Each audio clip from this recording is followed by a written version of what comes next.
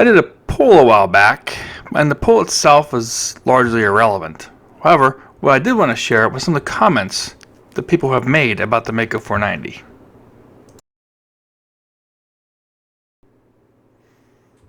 Terry says, "Here's what I know for sure. If you weren't there in the 70s, you have little to no perspective. Maicos were king. Honda's 1982 480 was their copy of the 490.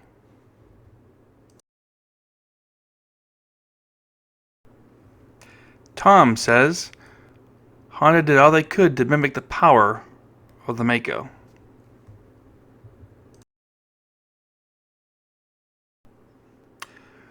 Gordon says, the Maico made the average rider look great. The Honda just wanted to kill him.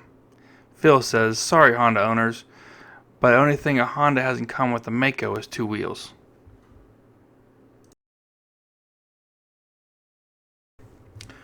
Ryan says, coming from an 83 MC490 FL owner who also owns a 97 CR500 that has every possible mod I could come up with, the Maico is superior in every way except the left kick, sorry ass brakes, and being much more expensive to maintain. It is butter smooth but showing its age. This is not to say the CR500 isn't a phenomenal motorcycle at all. Honestly, if it wasn't for Toby, I wouldn't have bought my $60 Maico. $1,100 later, it is now my choice ride.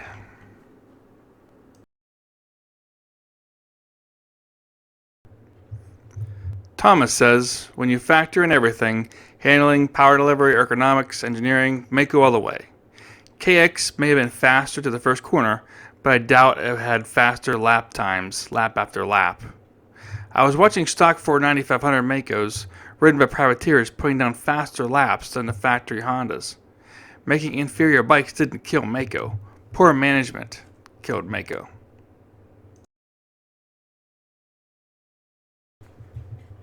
Dean says, CR and Quacker fast, very fast, but is that horsepower manageable?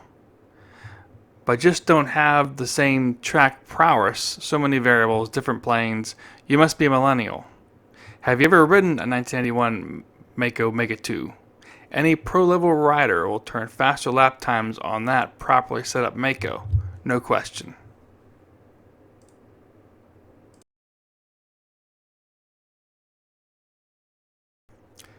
Daniel says, I think the 490 Maico is still competitive today against the 450Fs.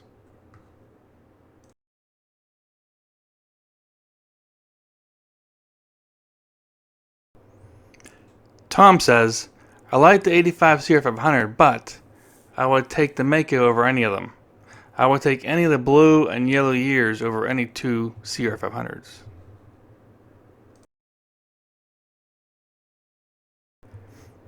Doug says, Steve, I agree, but would still choose the 490 Maico.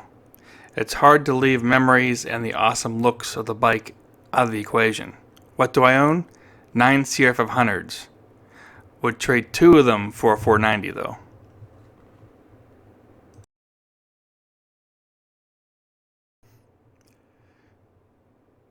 Angelica says, very few people have experienced the Maico. The power is good from idle. Most people don't know how good the bike actually is until they ride one. And most people will never get the chance to ride one.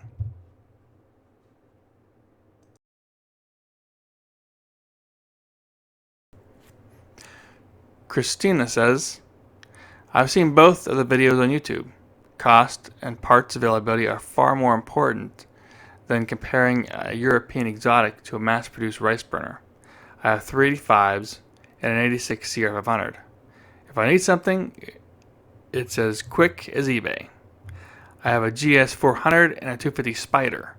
I also have two 84 SC500s. One of them I purchased with a cylinder nor a piston. I could buy a CR500 for the cost of that cylinder. I've been looking for 2 months so far, and I haven't seen one for sale. So in my opinion, they don't compare. I favor the Maico, but not economically. A mass-produced Japanese bike, more for the masses, as it's cheaper all around. I think since there are so many CR500s and so few Maico 490s is the only reason Toby gets any strife. More than likely, people making comments in favor of the CR500 over the 490s are just ignorant, lacking the proper first-hand knowledge. Just try to ignore the hate. Some people try to cause strife just to see the effect. Just ignore them.